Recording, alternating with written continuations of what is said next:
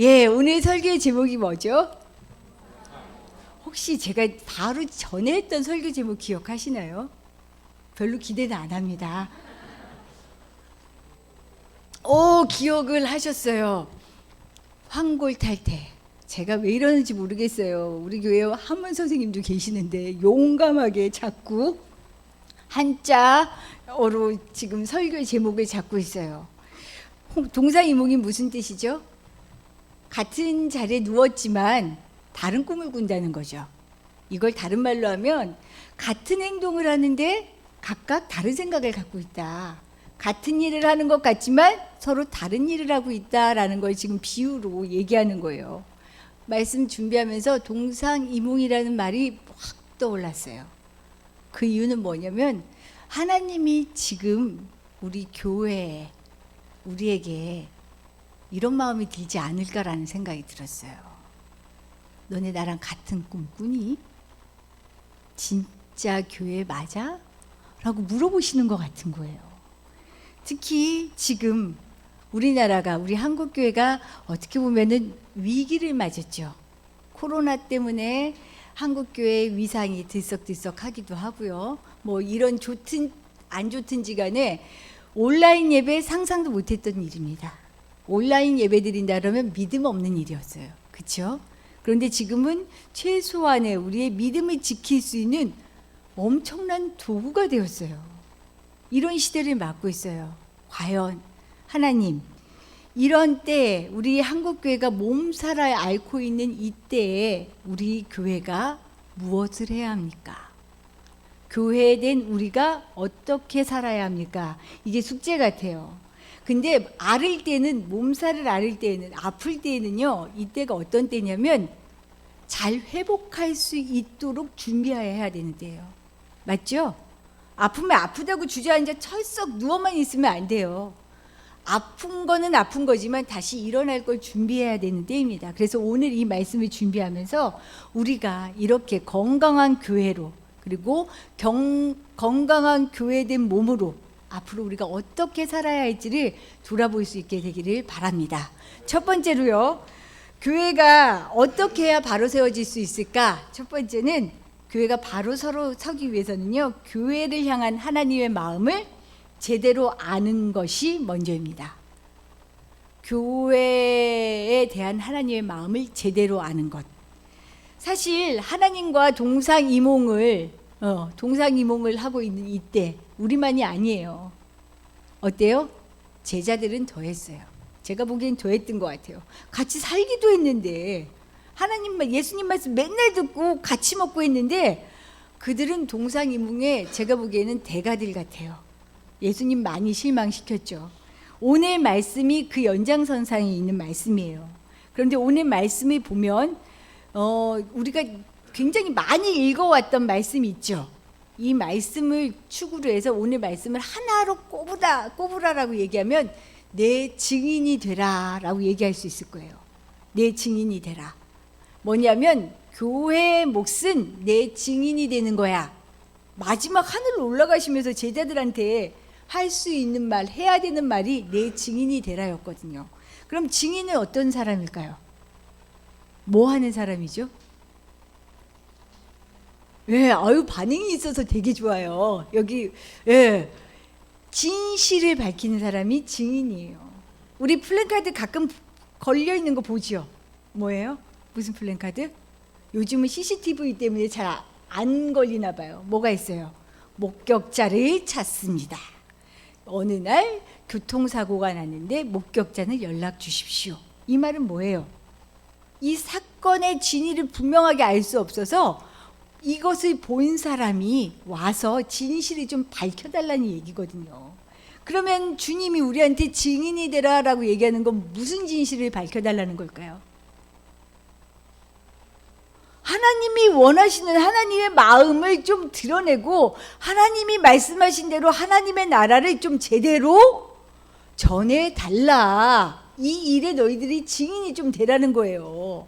예수의 십자가, 그 부활이 무엇인지 이걸 좀 제대로 잘 전해주는, 이거 제일 잘 전해줄 목격자가 누굴까요? 여기에 제자들만한 목격자가 없어요. 왜요? 예수님과 같이 살고 먹고 했었던 사람들이잖아요. 아주 증인의 자격을 잘 갖추고 있어요. 그런데 이 잘 갖춘 조건을 가지고도 제자들이 지금 제대로 증인 노릇을 못하고 있는 거예요. 지금 걸리시죠? 맞아요. 저도 앉아있을 때 걸렸어요. 예. 아마 별일 없을 겁니다. 예. 증인을 제대로 못하는 이유, 이 제자들이 왜 증인의 자격을 잘 갖추고 있으면서도 증인 노릇 제대로 못했을까? 이걸 알아야 돼요. 오늘 말씀이 그걸 얘기해 주거든요. 뭐냐면요, 하나님의 말씀을 똑같이 예수님을 잘 보고 똑같은 사건을 봤는데요, 자기들 마음대로 해석을 한 거예요. 자기들 마음대로 해석을 합니다. 두 눈 똑바로 뜨고 똑같은 사건을 보는데 해석은 제 멋대로예요. 이 제 멋대로 해석이 6절에 나와요. 6절에 보면 우리 6절 말씀 같이 한번 읽어볼게요. 그들이 모였을 때 예수께 여쭈어 이르되 주께서 이스라엘 나라를 회복하심이 이때니까. 예수님이 십자가에서 힘없이 죽으셨죠. 죽으시고 부활하셨어요. 부활하시고요, 40일 동안 제자들하고 함께 하셨어요. 그러면서 하나님의 나라를 전했다고 오늘 본문 3절에 보면 나와 있어요. 그걸 계속 알려줬어요. 하나님의 나라는 마지막까지 당신의 사명이 이거니까 알려주셨어요. 그러고 나서 마지막 순간에 제자들이 묻는 질문이요, 주님 그러면요, 진짜 묻고 싶었던 거 꾹 잡고 있다가 묻는 거예요. 이스라엘이 회복될 때가 지금이에요? 라고 묻는 거예요. 근데 이 말에 예수님이 빈정이 상해버립니다. 왜 빈정이 상한 줄 아세요? 의도를 알았거든요. 이들이 기대하는 게 뭔지를 알았거든요. 예수님은 하나님 나라를 얘기하는데요, 이스라엘은 이걸, 제자들은 뭐로 들었냐면 이스라엘 회복, 이스라엘의 해방, 민족의 해방, 이걸로 듣는 거예요. 이 말이 무슨 말이냐? 당시에 예수님을 따르던 많은 무리들은 열심당원이었어요. 로마의 압제하에 있었거든요. 이들의 열망은 빨리 이스라엘이 로마로부터 벗어나서 해방된 민족을 보는 거였어요. 근데 이런 찰나에 예수라는 인물이 나오는데 기적 다 베풀지요, 아픈 사람 다 고치지요, 갑자기 보리떡 5개와 물고기 2마리로 5,000명이 넘는 사람을 먹이죠. 이분이면 우리나라를 제대로 세우겠다라고 생각한 거예요. 그런 마음을 가지고 따라다녔어요. 그래서 예수님은 계속 하나님의 나라를 얘기하는데 제자들은 뭘 들어요? 그 하나님의 나라는 분명히 우리나라가 잘 해방되어서 새롭게 재건되어질 그 나라일 거야 라고 자기들 멋대로 해석을 하는 거예요. 하고 보내면 뭐라고 들어야 돼요? 뭐로 들리세요? 아유, 이거죠. 이래야 저도 설교를 하죠. 근데 예수님이 했는데 가 돼버린 거예요. 하나님의 나라의 관심이 자기들 생각과 틀에 갖춰져 버린 거죠. 아무리 얘기해도, 부활해서 얘기해도 이게 먹혀 들어가질 않는 겁니다. 언제 우리나라 해방돼요? 이 얘기만 하고 있는 거예요. 그러니까 예수님이 뭐라고 대답하신 줄 아세요? 7절 말씀 우리 한번 같이 읽어볼까요? 7절입니다. 이르시되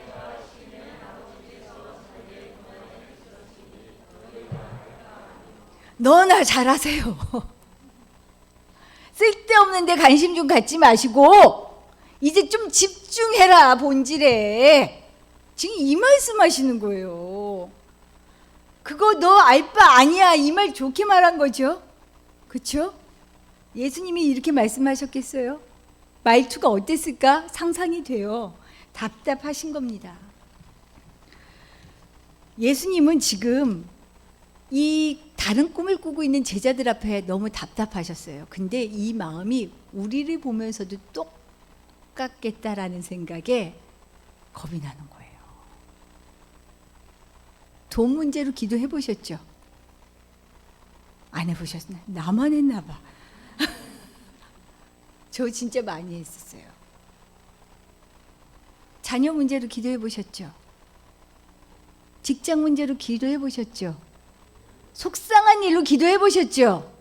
당연히 해야 돼요. 우리가 누구한테 빌고 누구한테 얘기해요. 당연히 해야 되는데요.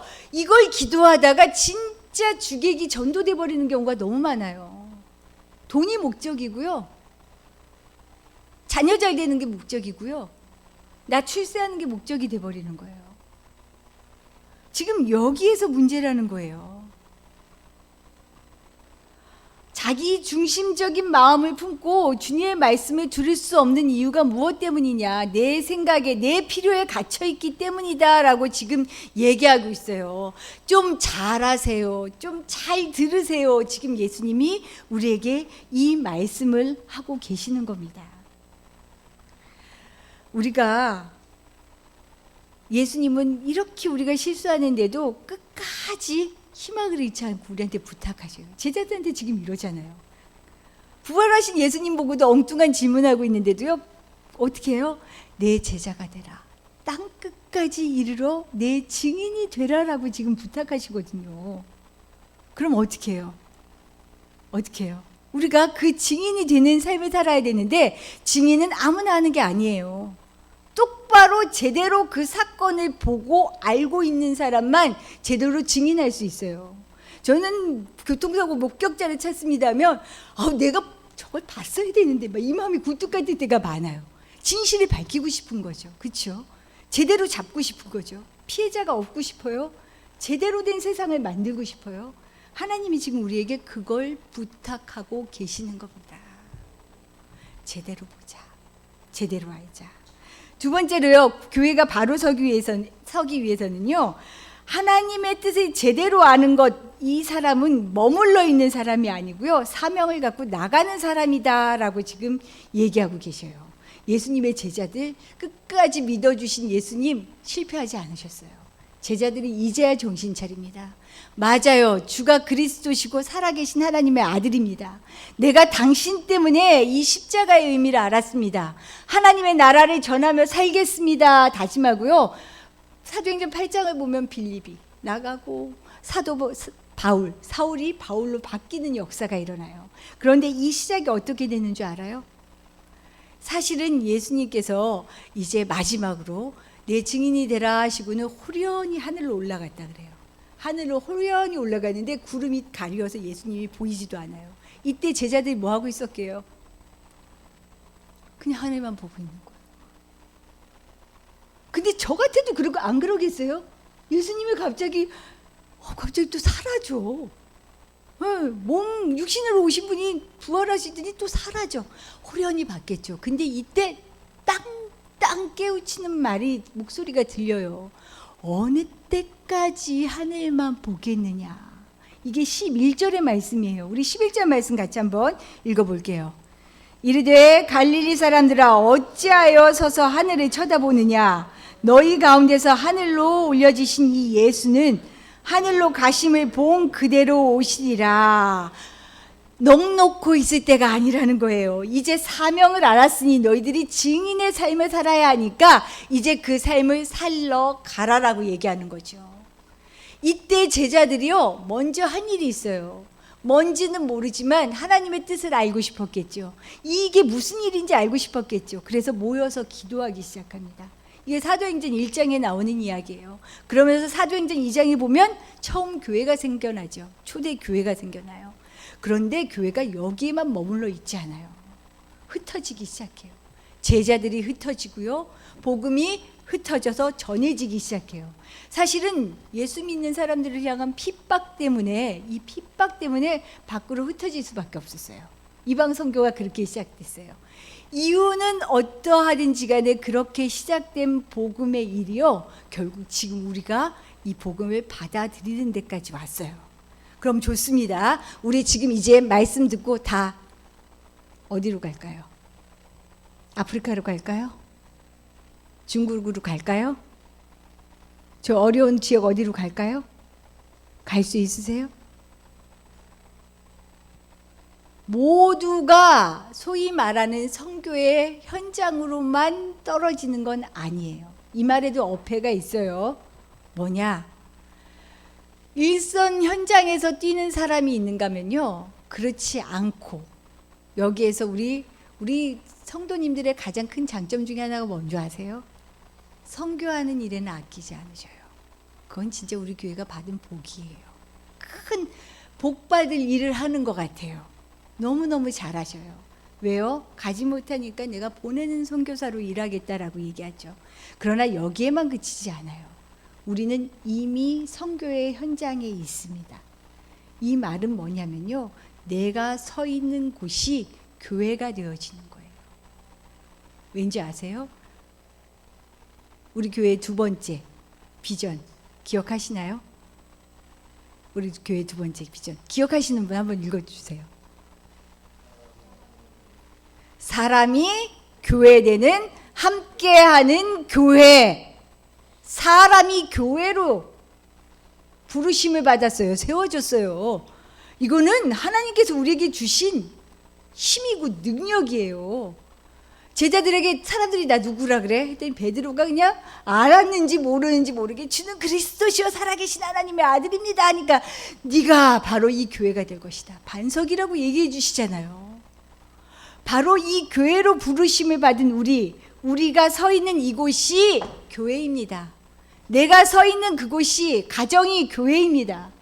내가 지나가는 마트가 교회라고요. 내가 일하고 있는 그 직장이 교회예요. 하나님이 이 사명을 가지고 우리에게 선교사로 부르셨어요. 맨날 멀리 있는 거 큰 거 쫓다가요, 진짜 내가 늘 행해야 되는 선교의 삶, 교회의 삶은 잊어버려요. 결코 그렇지 않습니다. 작은 일에 충성한 사람에게 하나님은 큰 것으로 맡겨주셔요. 내가 지금 교회로 살아가고 있느냐고요. 내 자녀 앞에 내가 교회입니까? 내 직장에서 내가 교회입니까? 교회로 살아가려면 어떻게 해야 될까요? 이 시대에 어떻게 복음을 전해야 할까요? 이게 제가 진짜 하고 싶은 말이에요. 이제 말로 안 되더라고요. 한국 우리나라에서 교회에 예수 믿으세요? 믿으셔야 천국 가요? 콧방귀 낍니다. 우리 집사님들 얘기 많이 하셨잖아요. 직장에서 있으면 부끄러워요. 교회에 대해서 물어보는데 뭐라 말할 수가 없어요. 이건 말로 해서 해명될까요? 복음이 증거될까요? 아니요. 방법 하나밖에 없어요. 제대로 사는 모습 보여줘야 돼요. 예수의 사랑으로 살아가는 모습 보여주셔야 돼요. 거기에서 힘이 나오고 그리스도가 넘쳐나는 거라고요. 우리는 그 사명을 받고 있는 사람이에요. 직장 일하는 거 지쳐. 아유, 이 지긋지긋한 건 내가 그냥 빨리 정년에 퇴직하면 그냥 다 때려치우. No. 그 자리를 교회로 만들어 가셔야 돼요. 이 사명이 우리에게 있다는 사실 꼭 기억하시기 바랍니다. 우리가 가는 곳에서 말도 예쁘게 하고요. 행동도 예뻐야 해요. 기왕이면 나눠야 해요. 기왕이면 아픈 사람들 보듬어주고 말도 붙여주셔야 돼요. 제가 마지막 마무리하면서 이상한 꿈을 꿨어요. 그저께. 이 꿈 예지몽 이런 거 아니에요. 아주 어떻게 보면 쓸데없는 꿈 같은 거죠. 저희 큰애가 친구들한테 왕따 당하는 꿈을 꾼 거예요. 대학생인데. 축구공을 갖고 노는데 얘가 갖고 놀면 누군가가 막 뺏어서 가로채고 얘한테는 안 주고 이런 꿈을 꿨는데 꿈속에서 제가 너무 가슴이 아픈 거예요. 다 큰 아들을 저거 큰아들이 저기 있었네요. 저 공 뺏어서 우리 아들 갖다 줘야 되는데 꿈에서도 막 이러는 거예요, 제가.